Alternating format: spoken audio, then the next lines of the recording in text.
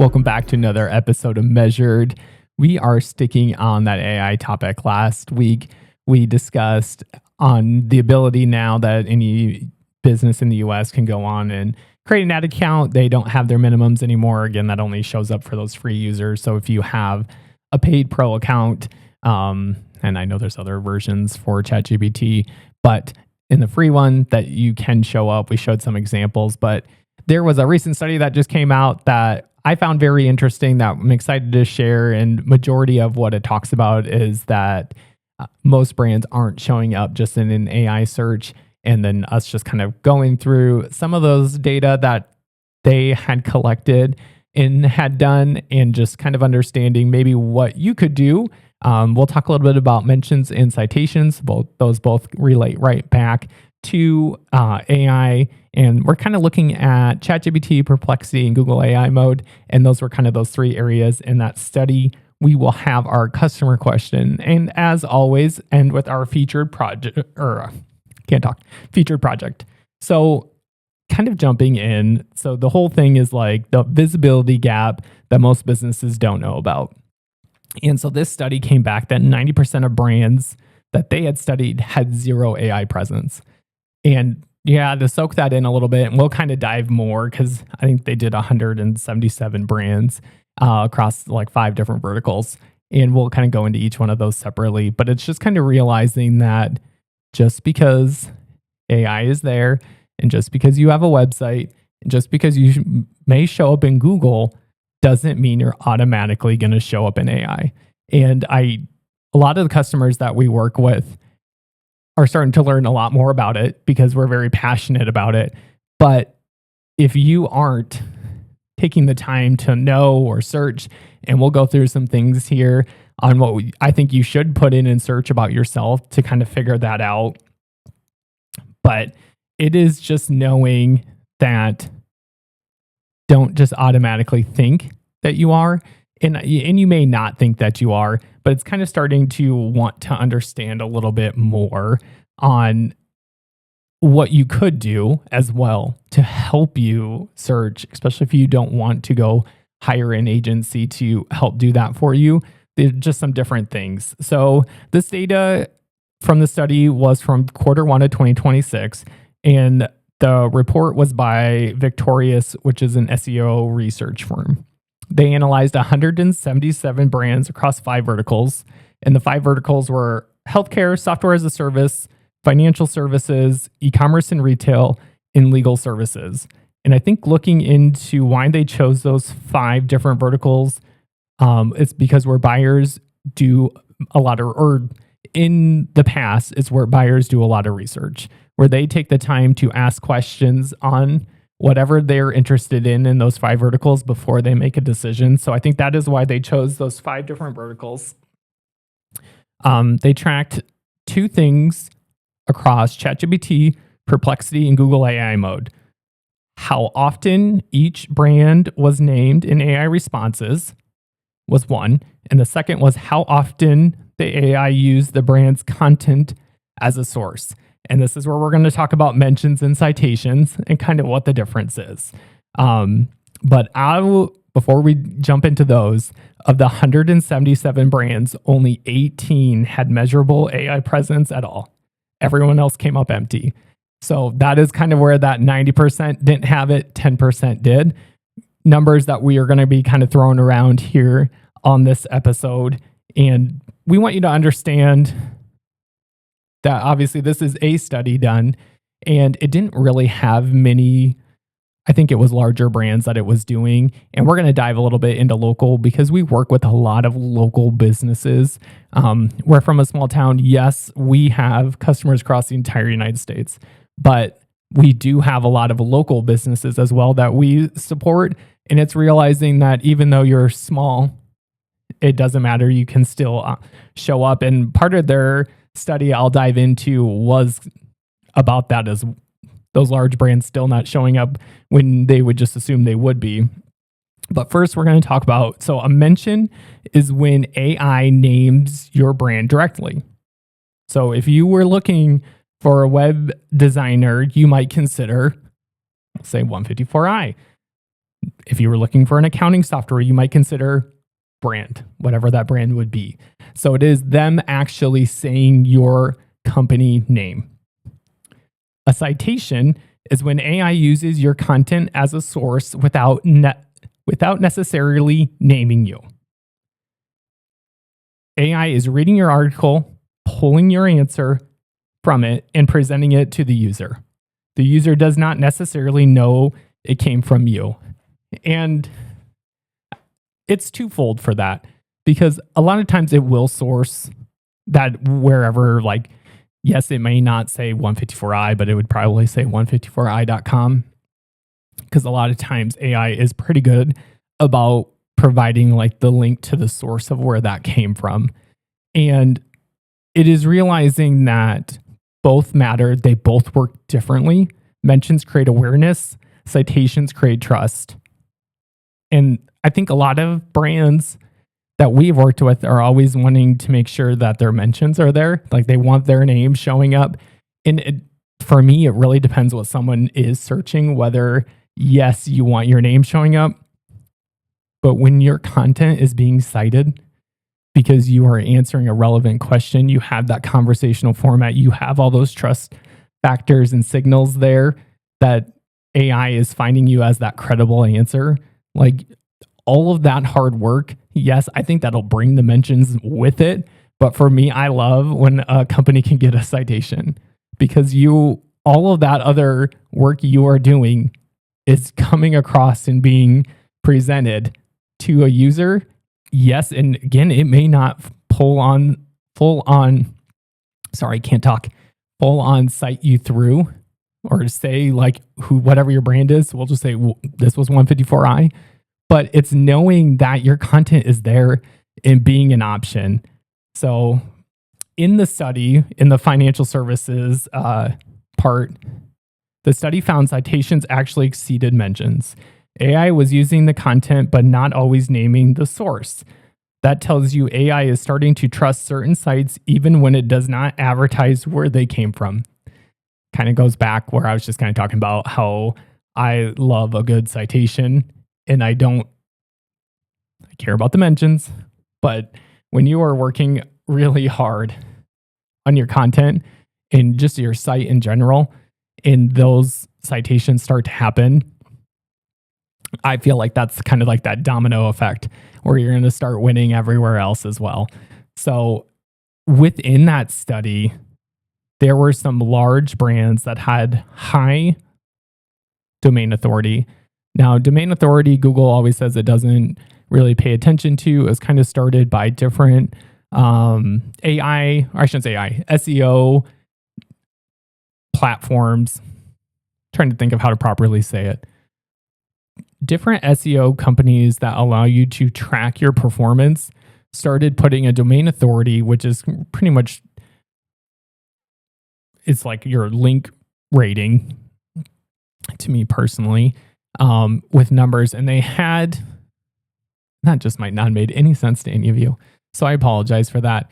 It is your overall, it's just is how likely your website will rank in search engine results pages, ranking you from 1 to 100. A higher score indicates greater potential to rank based on the strength and quality of your website's link profile. I had to look that up. I'm sorry. I just drew a blank and I did a quick Google search. So I apologize for the pause there. But back to that study, is that the domain authority, there was some brands that had really high domain authority and still had zero presence. And what I find wonderful about this is that there were some sites that had a lower domain authority and did have the presence. So that's where I'm saying, like, with a local business or you're a smaller company, just you might service people across the whole United States. Obviously, 154i could help anyone anywhere, truly. But it is that you have that potential if you take the time to do things right.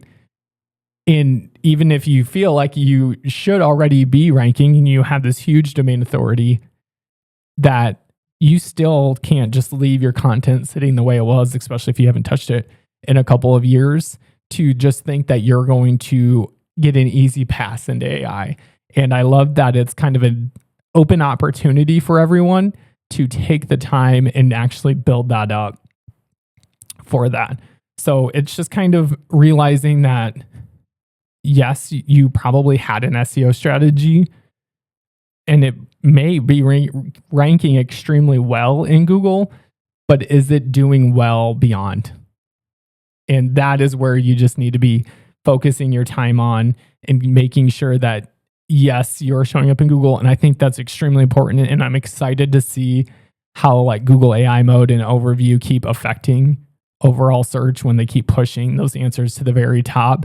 But it's also realizing that, yes, you are going to have that result. You're going to have one of those links. You want to be one of those top 10 links.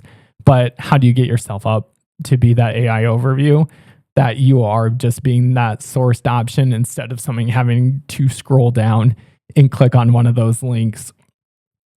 And within that study, part of it was like, what were those 10% doing differently? What were those 18 brands out of the 177 doing differently? And for the healthcare, the ones that had strong entity identifiers, they had clear names, locations, what their specialties, and network affiliations. It was things that AI could pin down and verify. For software as a service brands, it was the ones that were being referenced on third-party platforms, G2, Reddit, LinkedIn, places where users discuss products. So it was people that were actually talking about it. Now, obviously, the ones that were having success, obviously, were good ones, because if they were all negative, it wouldn't have helped them. But it was the softwares that were actually being referenced and people were talking about on those third parties were the ones that had that performance, that were being mentioned or cited in AI, that were having that success. For financial services, it was brands that had editorial presence and trusted media. MarketWatch, Bankrate, NerdWallet were a few of the trusted media places.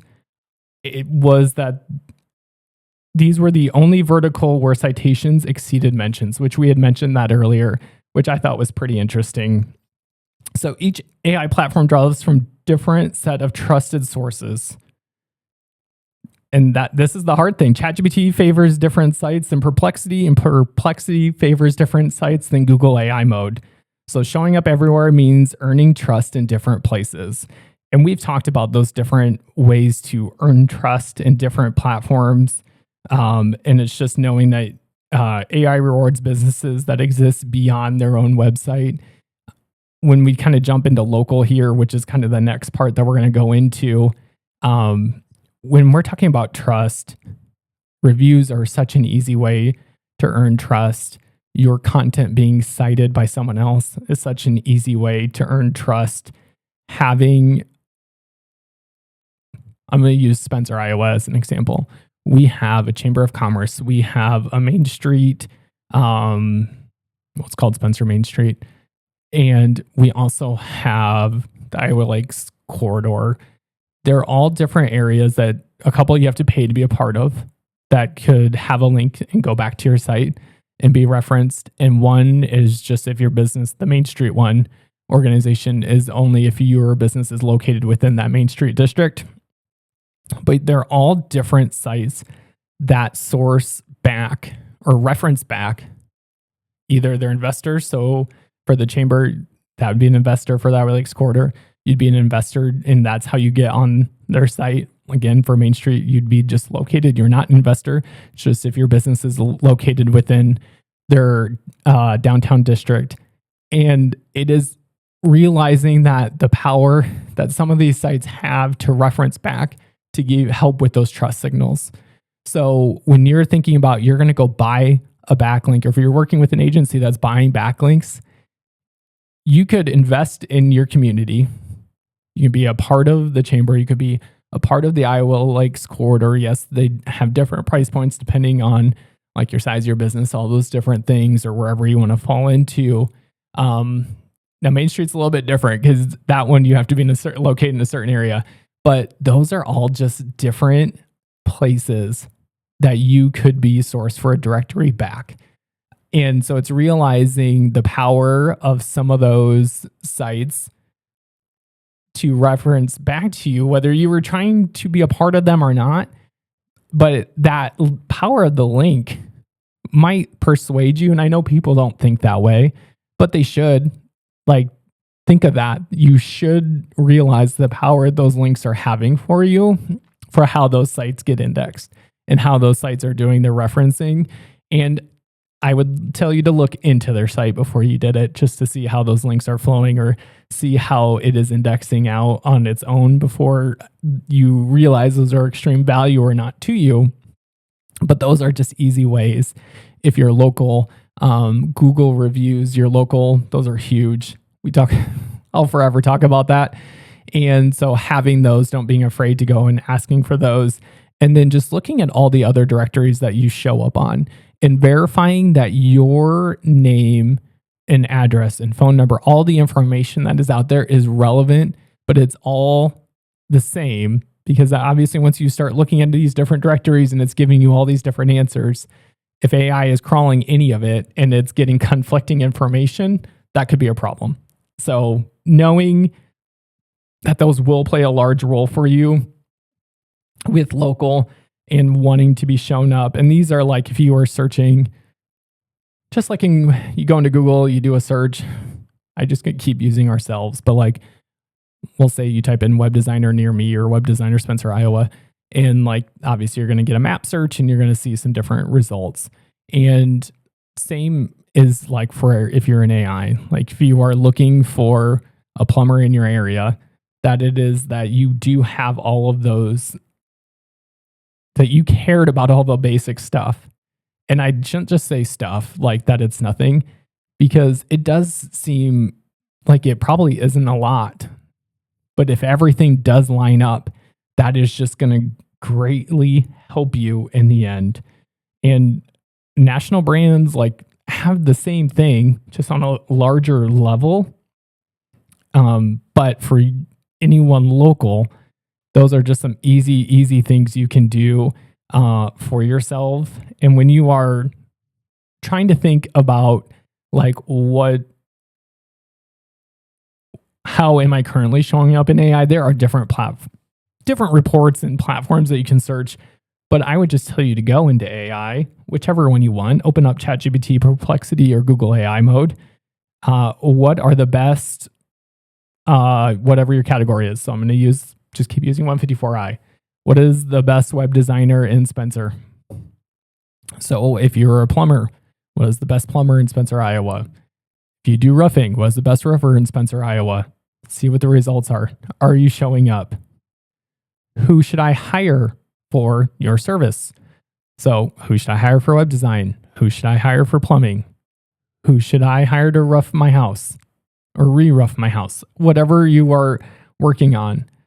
I think a large one you should do is, what is your business name? So what is 154i? Putting in there, seeing what it says. Was it pulling back? What information is it referencing back? More than likely, it should be pulling stuff off your website, but it could be pulling stuff from your Google business profile. And it's just realizing how relevant is that information that you're reading. And then how does your business name, so how does 154i compare to its competitors? So it'll go out and crawl and find who your competitors are. If it can't find your competitors, more power to you. That would be perfect, huh? Having those just simple questions will help you learn so much about what AI thinks or knows about you. And that is going to kind of tell you if you are part of that 10% or that 90%. 10% that's showing up, that 90% that wasn't out of that study. And those numbers, again, they're just numbers that we keep using throughout that episode because it was based on that study. But if you are showing up, and it's just making sure that you have that data that is correct. So other things to work on would just be make sure that you have basic facts on your site that are clean. We talk about blogs and different things like that. And then we've talked about money pages a few different times. And to me, a money page would be a content page that you are giving answers to the questions that people want, or providing, like you do. I use the example of a contractor in Iowa, And it was putting out rough estimates, like if you wanted to do a kitchen remodel, if you wanted to do a bathroom remodel, if you wanted to do a basement, like just rough numbers. So someone can come who is looking to how much my is a typical bathroom remodel, and that they can find that answer. Huge. We worked with a different gutter company that has a calculator that gives you an extremely rough estimate. I wouldn't say extremely quick estimate. It is a rough estimate based on if you had the facts correct for yourself, but you just answer a few questions about the size of your house, different things like that. If it's 1 or 2 stories, it's going to give you a rough quote. You're going to know if that is in your price point or not. It's having those different things on your site that are going to provide value. Yes, you have to talk about who you are. Yes, you have to talk about the services that you provide. Yes, you should talk about where you offer those services to. Messaging is everything right now for me, and your load time and all the things, the structure of your website. But it is the content that you're taking the time to do is first and foremost for me what is the most important right now. And having the data,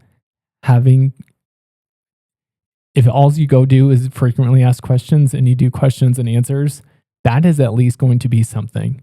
Having your content conversational format, most of the time, even when we just read off those examples of how you can search for your business, all of those were questions, every single one of them. It's realizing that most people are in ChatGPT or Perplexity or Google AI mode, asking a question, looking for an answer, and realizing that the more informational that your keywords are, those are usually what's being cited and mentioned back.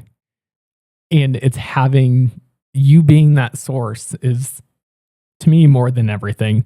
I will just throw a quick little plug in that don't just go into ChatGPT, tell it to write you some content and you copy and paste it.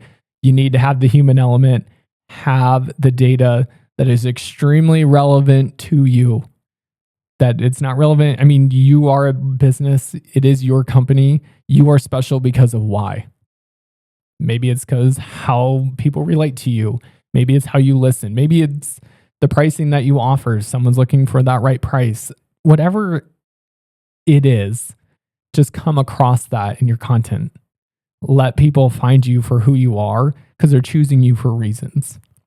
So don't just copy and paste right out of ChatGPT or Claude or whichever LLM you're using. Put in human element. Don't be afraid to do that. The last thing I'll just say about it all is be patient. SEO, even AI visibility, nothing is instant. Give it 30 to 90 days before you think you need to go drastically change something else.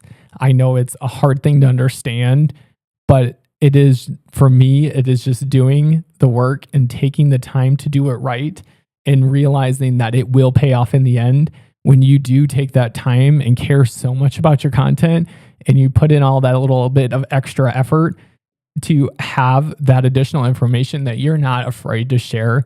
Yes, you may turn some customers away if they see a price point that's not right, but then your quality of leads should change to be getting the people that actually know that they can afford this based on what they're looking for. And that alone will just help you have those trust signals, but then just even in your sales process as well. So put out, and maybe you just choose one service if you are very hesitant about it, because I know a lot of people don't like to give out pricing. And I would also say just give rough estimates, like from here to here is this, or this is from this to this. So a bathroom remodel may cost from here to here. So it's so many things have so many factors. And yes, you can't account for all of that online, especially if you're just like putting out some content roughly. But it's taking the chance, seeing what it does for you to realize like, hey, maybe we should take some more time and get a little bit more accurate numbers because this really is making sense for us. So with that, we are going to move in to our customer question of the day. And this is a fun one. And I just had a meeting with this customer who was asking me, is direct mail still worth it? And I think of direct mail a couple different ways. One is if you're just mass mailing a zip code, which I've had some absolute terrible experiences with the post office with that. And the other is taking the time and actually sending intentional mailings to your customers. Now, for me, if you think about how many emails you get a day or how flooded your social media is, all the different things that are very common ways for people to go get their word out, direct mail is just one of those silent, I'm curious if it'll have more of a comeback way of being intentional, getting their hands on it. The hard thing is obviously, depending on the size of the business, you have no clue who's actually opening up that piece of mail. But we are trying a direct mail campaign for them because they want to get back in front of their customers again. They still do their different marketing avenues with Google and Meta, paid and organic. And it's just one way we're going to track, I guess I'll just say, is that we'll send them from that print piece to a very specific page. And we'll kind of track that all the way through to see how many people actually got the mailer, opened it, and then took an action, because that's going to be the biggest component of it. And just seeing if that dollar ended up being worth it by the time you get them printed, spend the time stuffing them and mailing them out. So I do think at the moment that there is a place for it. I think finding out whether it's going to work or not is probably how intentional and disciplined your messaging is on that mailing piece. And I would say that they really took the time to have a very intentional document that they're putting out. They have a service that they just want to promote. They've had it for a really long time. They don't have a lot of people utilizing it. And I think part of it is they just don't think that their customers know about it. I do think going back to your own customers is the very best first place to start when you want to start advertising something again. And like I said, we'll see. I think it'll be a fun project to track through just to see if the return is there. I think for us, we're always looking for what was that return on investment. And we'll come back to it once it's kind of settled through and the mailer does go all the way out, and just kind of give an update on that. And so we're going to end with our featured project of today, and it is Rise Overhead Door. They do commercial and residential garage doors. They are service Spencer in the Iowa Great Lakes area. You can go on their site and schedule a service request. You can check out their different residential commercial doors that they have available. There's some success stories that they have on here, along with reasons why you would choose them. And as always, just a full-on gallery of work that they have done in the past. So again, that is riseoverheaddoor.com. So we appreciate you tuning in today. Please like, comment, and subscribe on whichever platform you are on, and we'll catch you next time.